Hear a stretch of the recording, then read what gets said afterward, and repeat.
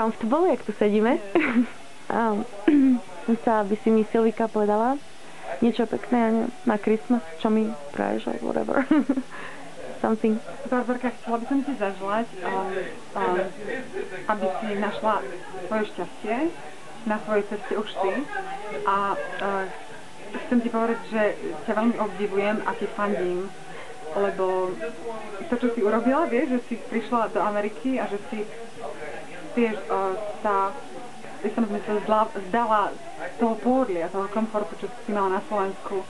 Chcem ti povedať, že nikto ti nerozumie viac ako ja, lebo ja som urobila to isté, presne tak. A viem, že tá túžba toho srdiečka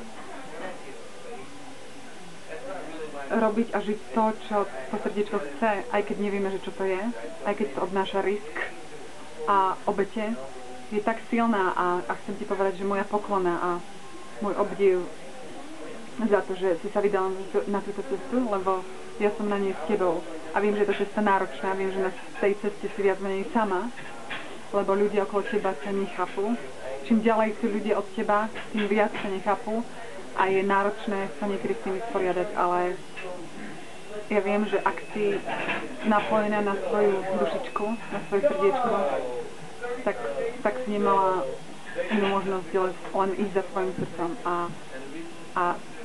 ja som s tebou a ľúbim ťa a obdivujem ťa a som s tebou navždy, lebo ideš za svojim srdcom a to je jediná cesta, ktorá funguje. A I love you.